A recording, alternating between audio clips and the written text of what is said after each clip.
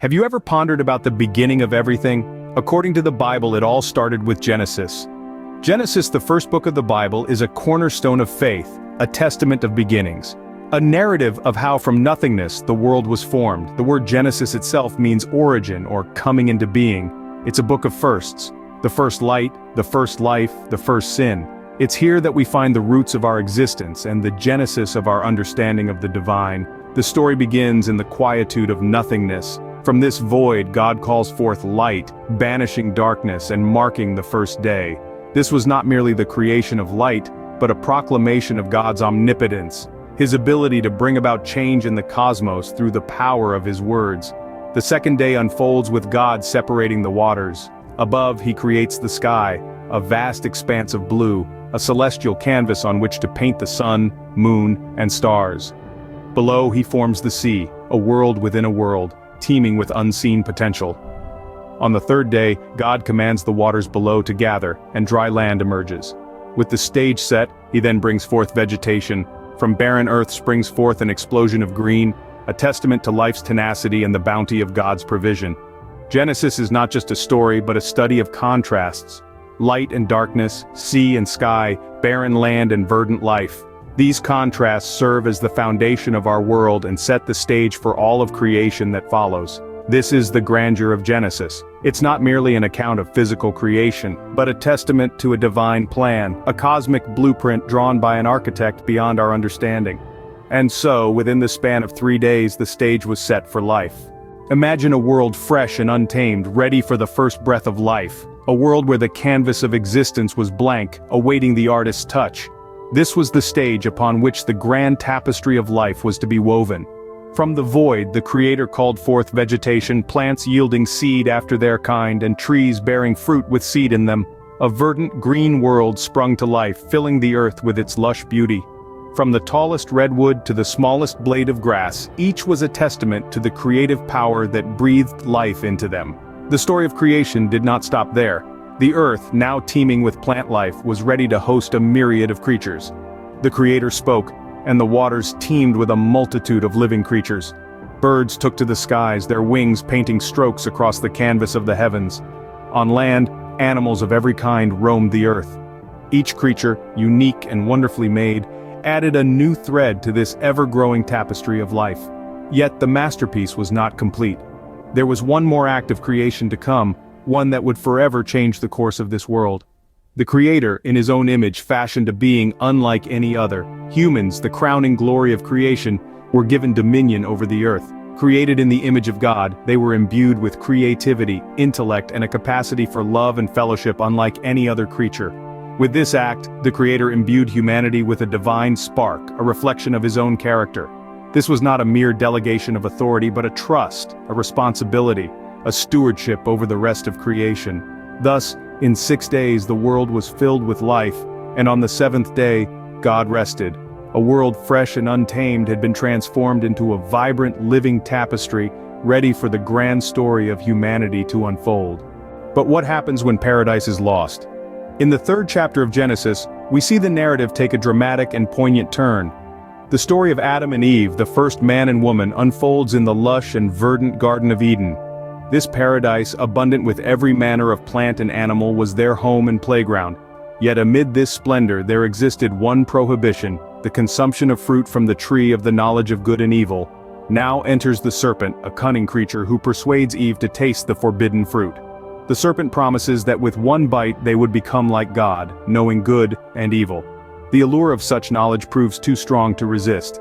Eve succumbs to temptation and shares the fruit with Adam, and so the first act of disobedience against God was committed. This act, often referred to as the original sin, marked a pivotal moment in the history of mankind.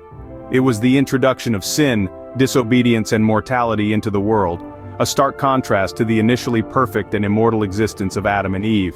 Upon discovering their transgression, God pronounces judgment. He curses the serpent, increases Eve's pain in childbirth, and condemns Adam to a life of toiling the earth. The harmony of Eden was shattered, and for the first time, suffering and death made their entrance into human experience. Finally, the ultimate consequence of their actions, Adam and Eve are banished from the Garden of Eden. They are sent to live in the harsh world outside, forever barred from the paradise they once knew. The cherubim and the flaming sword are set to guard the way to the tree of life, ensuring that man could never return to his original state of immortality. The story of Adam and Eve is a tale of curiosity, temptation, disobedience, and the loss of innocence. It underscores a profound truth about the human condition, that knowledge and freedom come with responsibility and consequences.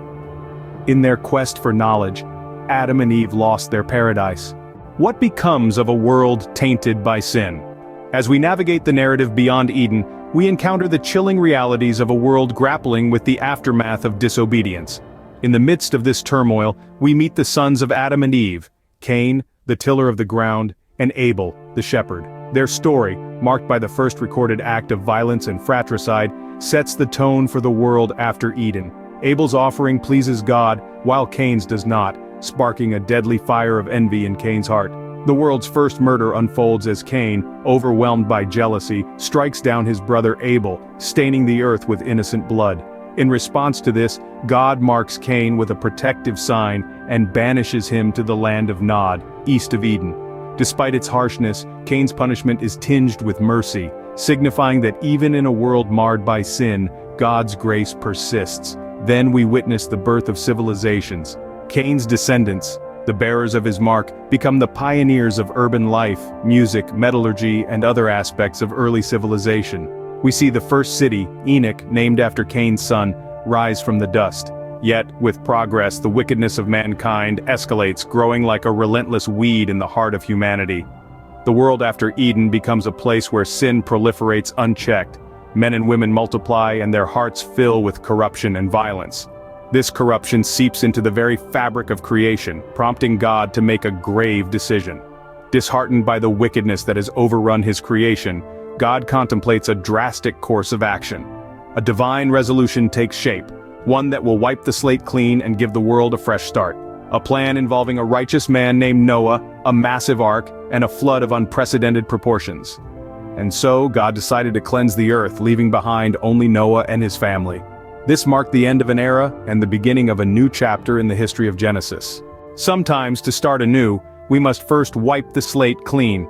This adage rings true as we delve into the story of Noah, the Great Flood, and the Rainbow Covenant, a narrative that symbolizes a fresh start for mankind.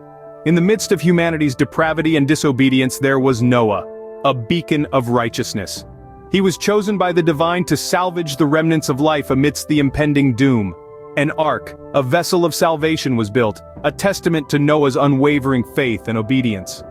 Aboard were his family and a pair of every living creature, cradled in this ark as the world outside was cleansed by the deluge. For 40 days and 40 nights rain fell, submerging the earth in a great flood. The slate was wiped clean, the old world was washed away, making way for a new beginning. It was a reset, a chance for mankind to learn from past mistakes and to start afresh. After the waters receded, Noah, his family, and the animals emerged from the ark onto a world reborn. A new chapter in human history was set to unfold. But it wasn't without a promise, a covenant from the divine to never again destroy the earth by a flood. It was a pledge of mercy, signaled by a rainbow, an arc of colors across the sky, a visual reminder of the covenant between the divine and all life on earth. This story is more than a tale of survival. It's a narrative of renewal, resilience, and redemption. It signifies the power of faith, the promise of divine mercy, and the potential for a fresh start. It teaches us that even in the midst of destruction, there is always a chance for a new beginning. From the ruins came rebirth, and so, mankind began anew. The story of Noah, the Great Flood, and the Rainbow Covenant is a testament to this. It's a reminder that no matter how bleak things may seem, there's always a chance for a new dawn. From ruin came rebirth, and so mankind began anew.